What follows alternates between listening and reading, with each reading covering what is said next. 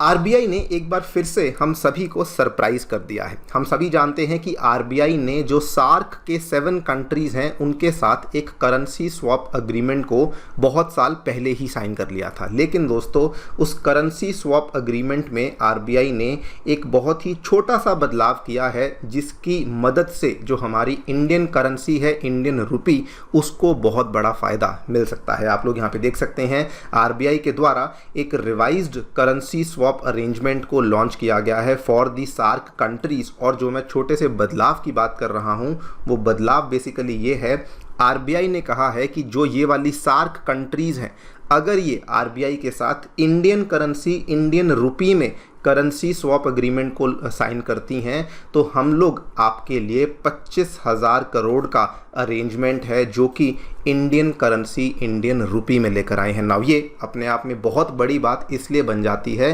Because जो RBI ने पहले एग्रीमेंट साइन किया हुआ था, उसके तहत हम लोग इन देशों को यूएस डॉलर या फिर यूरोप का जो यूरो करेंसी है वो ऑफर करते थे, और उसमें जो हमारा ओवरऑल कॉर्पस था वो केवल $2 बिलियन का था, यानी कि वो केवल 16,000 करोड़ का था। लेकिन यहाँ पर आरबीआई ने एक ही झटके में इंडियन करेंसी, इंडियन रुपी में जो फ्रेमवर्क को लॉन्च किया है, दैट इज़ दी 25,000 करोड़ का फ्रेमवर्क है जो कि यहाँ पर अनाउंस कर दिया गया है। इसी पूरी चीज़ के बारे में हम लोग बातचीत करने वाले हैं, क्या आखिरकार होता है करेंसी स्वैप फ्रेमवर्क एंड कैसे जो ये आरबीआई ने बदलाव किया है, कैसे ये हमारी इंडियन रुपी के लिए एक बहुत ही ज़्यादा फ़ायदेमंद कदम होने वाला है, इसके बारे में चर्चा भी करी जाएगी। आइए शुरू करते हैं दोस्तों मेरे साथ। मेरा नाम है अनिरुद्ध। यदि आप लोग हमें फॉलो करना चाहते हैं, हमारे लेक्चर्स के अपडेट्स को प्राप्त करना चाहते हैं, तो यहाँ पर दिए गए टेलीग्राम चैनल्स के माध्यम से ऐसा कर सकते हैं। ऑल राइट, कैसे फ़ायदा होगा उसको समझने के लिए हमें सबसे पहले समझना होगा कि आखिरकार ये करेंसी स्वैप एग्रीमेंट क्या चीज़ होती है। तो करेंसी स्वैप एग्रीमेंट बहुत ही सिंपल भाषा में समझ लीजिए। फॉर एग्जांपल, यहाँ पर 2 देशों की मैं बात कर रहा हूँ, एक तरफ भारत है और दूसरी तरफ बांग्लादेश है। मान लीजिए बांग्लादेश की स्थिति काफ़ी ज़्यादा ख़राब हो चुकी है, और स्थिति इस तरीके से ख़राब हो चुकी है कि बांग्लादेश के पास जो फॉरेन एक्सचेंज के रिजर्व्स हैं वो बहुत ही ज़्यादा गिर चुके हैं।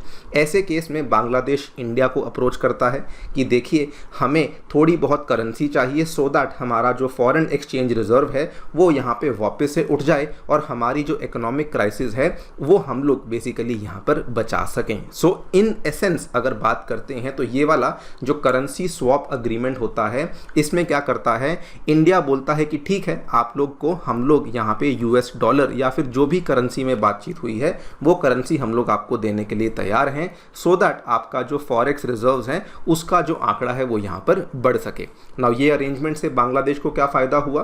बांग्लादेश को फ़ायदा ये हुआ कि उनको एक ऑल्टरनेटिव सोर्स ऑफ फंडिंग यहाँ पर मिल जाता है, शॉर्ट टर्म के लिए फॉरेन एक्सचेंज उनको मिल जाता है, सो दैट मान लीजिए बांग्लादेश को कहीं से कोई सामान इंपोर्ट करना है या फिर बांग्लादेश को किसी भी और काम के लिए फॉरेक्स रिजर्व्स की आवश्यकता है, तो वहाँ पर वो वाले जो उनकी शॉर्ट टर्म रिक्वायरमेंट है वो बेसिकली यहाँ पर पूरी हो सके। इसी चीज़ को ध्यान में रखते हुए, क्योंकि साउथ एशिया में सबसे बड़ी इकोनॉमी भारत की ही थी, तो आज से कई साल पहले, इनफैक्ट टू बी प्रिसाइज 12 साल पहले, आरबीआई के द्वारा 2012 में सार्क के देशों के लिए एक करेंसी स्वैप फैसिलिटी को अनाउंस कर दिया था। उस टाइम पे आरबीआई ने इस जब अरेंजमेंट को अनाउंस किया था तो उन्होंने कहा था $2 बिलियन का अरेंजमेंट हम लोग आपके लिए साइन कर रहे हैं। मतलब कि किसी भी कंट्री को, सार्क में आपको मालूम होगा कि इंडिया को छोड़ के कुल मिला के 7 और देश हैं जो कि हमें देखने को मिलते हैं। ये south Asia association for regional cooperation है। इसमें से किसी भी कंट्री को अगर यहाँ पर फॉरेन एक्सचेंज रिजर्व्स की आवश्यकता है तो वो हमारे साथ आकर के इस अग्रीमेंट को साइन करे और हमसे ये वाला जो पैसा है वो ले सकता है। ये वाला जो पैसा है या तो हम लोग आपको यूएस डॉलर में देंगे या फिर हम लोग आपको ये वाला पैसा यूरो में देंगे। लेकिन अब सडनली आरबीआई ने उसमें एक छोटा सा बदलाव कर दिया है। यहाँ पर देखिए 27 जून 2024 की ये खबर है। आरबीआई ने कहा है, we will continue to offer the arrangements in US dollar and euro. और वो वाला जो हमारा कॉर्पस है वो तो $2 बिलियन का चल ही रहा है, लेकिन साथ में अब आरबीआई ने ये कहा है कि जो रिवाइज्ड फ्रेमवर्क हम लोग ऑफर कर रहे हैं फॉर द पीरियड 2024 टू 2027, तो इस केस में अगर आपको हमारे साथ करेंसी स्वैप अग्रीमेंट करना है तो आप लोग जो है इंडियन रुपी में भी इस करेंसी स्वैप अग्रीमेंट को हमारे साथ साइन कर सकते हैं। और यहीं पर आरबीआई ने कहा है कि आईएनआर स्वैप विंडो एक सेपरेट एक्सचेंज विंडो आपके लिए इंट्रोड्यूस करी गई है, जिसमें कि बहुत सारे कंसेशंस भी आपको दिए जाएंगे। यानी कि आरबीआई ये कहता है कि मान लीजिए वही बांग्लादेश को आज अपने फॉरेक्स रिजर्व्स में कोई प्रॉब्लम आ रही है, उसको पैसा चाहिए, तो अगर वो इंडिया से इंडियन रुपी में करेंसी स्वैप करता है तो इंडिया जो है वो यहाँ पर ना केवल इंडियन रुपी को अवेलेबल करवाएगा, लेकिन साथ में कुछ ना कुछ कंसेशंस देने के लिए भी तैयार हो चुका है। और इसीलिए आरबीआई ने कहा the total corpus of the rupee support will be ₹250 billion, जिसका मतलब है कि 25,000 करोड़ का हम लोग रुपी कॉर्पस देने वाले हैं। एंड अगर हम लोग यूएस या फिर यूरो वाली चीज़ की बात करें तो वहाँ पर कहा गया है कि केवल $2 बिलियन यानी कि 16,000 करोड़ का जो अरेंजमेंट है वो वहाँ पर इसी तरीके से चलता रहेगा। नाउ सवाल ये आता है कि ये जो छोटा सा बदलाव किया गया है ये इंडियन करेंसी इंडियन रुपी को किस तरीके से बूस्ट करेगा। एग्जाम्पल को फिर से सोचिए, मान लीजिए वही बांग्लादेश है, बांग्लादेश के पास फॉरेक्स रिजर्व्स की तंगी आ गई थी और उसने इंडिया से यहाँ पर इंडियन रुपी की करेंसी अरेंजमेंट को साइन कर लिया है। अब बांग्लादेश के पास कौन सी करेंसी आ चुकी है, इंडियन रुपी आ चुकी है, यानी कि बांग्लादेश के लिए उनकी जो रिजर्व करेंसी की तरह काम करेगा वो बेसिकली इंडियन रुपी काम करेगा। अब मान लीजिए बांग्लादेश को किसी कंट्री से या फिर इंडिया से ही कोई सामान इंपोर्ट करना है तो बांग्लादेश उसकी पेमेंट्स किस करेंसी में करेगा, इसी इंडियन रुपी में बांग्लादेश उसकी पेमेंट्स करेगा।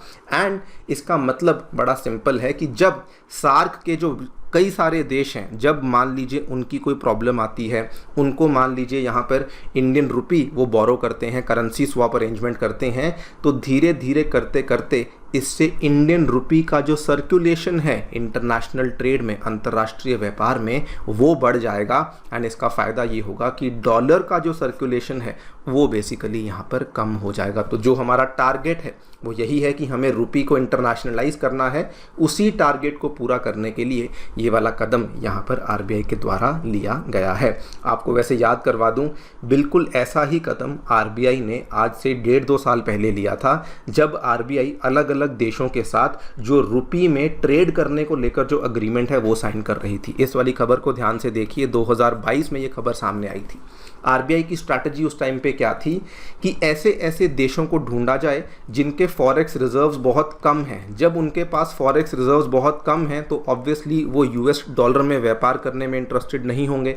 तो ऐसे देशों को ढूंढा गया जिनके फॉरेन एक्सचेंज रिजर्व्स कम हैं और उनको अप्रोच करके कहा गया कि क्यों ना आप भारत के साथ इंडियन रुपी में व्यापार करना शुरू करें। और यही आप देखिए, State Bank of India to begin overseas rupee trade with smaller countries. और इसी का परिणाम हमें देखने को मिला था कि ऑलमोस्ट 35 ऐसे देश थे जिन्होंने सडनली इंटरेस्ट शो किया कि हम लोग रुपी ट्रेड मैकेनिज्म इंडिया के साथ करने के लिए तैयार हैं। अगेन देखिए, ये वाली खबर जो है दोस्तों 2022 दिसंबर महीने की है। यही वाली स्ट्रैटेजी आरबीआई तब फॉलो कर रहा था। आज भी हम लोग सिमिलर स्ट्रैटेजी को फॉलो कर रहे हैं कि किस तरीके से जो इंडियन करेंसी रुपी है उसकी सर्कुलेशन को बढ़ाया जाए और उसको इंटरनेशनलाइज किया जाए। वैसे मैं आपको बताना चाहूँगा कि this is not the only step जो कि आरबीआई ने इस महीने लिया है। इसी महीने की अगर आप खबर देखेंगे, आरबीआई ने अनाउंस किया था कि जल्द ही हम लोग रुपी को लेकर जो हमारी कैपिटल अकाउंट कन्वर्टेबिलिटी है उसको भी हम लोग 100% कर सकते हैं आने वाले टाइम में। ये खबर जून 2024 की है। और साथ में आरबीआई ने ये भी कहा था कि हम लोग जो है इंडियन रुपी अकाउंट्स को अब विदेशों में खोले जाने का भी जो प्रबंध है वो करने वाले हैं। ये वाली खबर भी आप ध्यान से देखिए, 3 जून की है। RBI to facilitate opening of rupee accounts abroad in order to boost the global use of Indian currency। और यहाँ पर भी RBI ने यही कहा था कि अगर मान लीजिए कि जो रुपी अकाउंट्स हैं उनको ग्लोबली ओपन किया जाएगा तो जो हमारे एनआरआई लोग हैं जो कि वहाँ दूसरे देशों में रहते हैं, जब वो वहीं पर रुपी अकाउंट को ओपन करेंगे तो बोरोइंग लेंडिंग जो है वो भी रुपी में होगी। अगर उनके पास रुपी आएगा तो जो इंडिया में निवेश होगा वो भी इंडियन रुपी में होगा, यानी कि ज़्यादातर जो सर्कुलेशन है वो इंडियन रुपी में होना शुरू हो जाएगी। और इसका फ़ायदा वही है कि जब रुपी की सर्कुलेशन बढ़ेगी तो ऑटोमेटिकली यूएस डॉलर की सर्कुलेशन कम होगी उसके ऊपर हमारी डिपेंडेंस भी धीरे धीरे कम होना शुरू हो जाएगी। यही दोस्तों स्ट्रैटेजी थी जो कि आरबीआई फॉलो कर रहा था, सो दैट हम लोग धीरे धीरे करके कदम बाय कदम इंडियन रुपी को इंटरनेशनलाइज कर सकें। आप लोग क्या सोचते हैं इसके बारे में हमें डेफिनेटली बताएं कमेंट सेक्शन में। जाने से पहले दोस्तों बताना चाहूँगा 2023 के एग्जामिनेशन में अनअकैडमी के लर्नर्स के द्वारा बहुत ही शानदार परफॉर्मेंस करके दिखाया गया है। टॉप 10 में 4 लर्नर्स एंड पूरी लिस्ट में 300 से भी अधिक लर्नर्स अनअकैडमी के साथ जुड़ करके ही अपनी तैयारी को कर रहे थे। आप भी अपनी तैयारी हमारे साथ जुड़ के शुरू कर सकते हैं। हमारे सेंटर्स नई दिल्ली के करोल बाग, मुखर्जी नगर और उत्तर प्रदेश के प्रयागराज में आ चुके हैं और इन सभी सेंटर्स में हम जीएस कोर्सेज के साथ साथ सीसैट, एस्से राइटिंग, जीएस की टेस्ट सीरीज, उसके बाद करंट अफेयर्स की कवरेज एंड आपके लिए 1:1 मेंटरशिप जैसी सेवाएं भी अवेलेबल करवा रहे हैं। एंड ऑल्सो अब हम लोग करोल बाग सेंटर में ऑप्शनल के कोर्सेज को भी अनाउंस कर चुके हैं। आपको इनमें से किसी भी कोर्स में यदि एनरोल करना है तो आप लोग सेंटर को विजिट कर सकते हैं या फिर नीचे दिए गए फ़ोन नंबर्स पर आप लोग फ़ोन भी कर सकते हैं। Thank you so much for listening, stay tuned and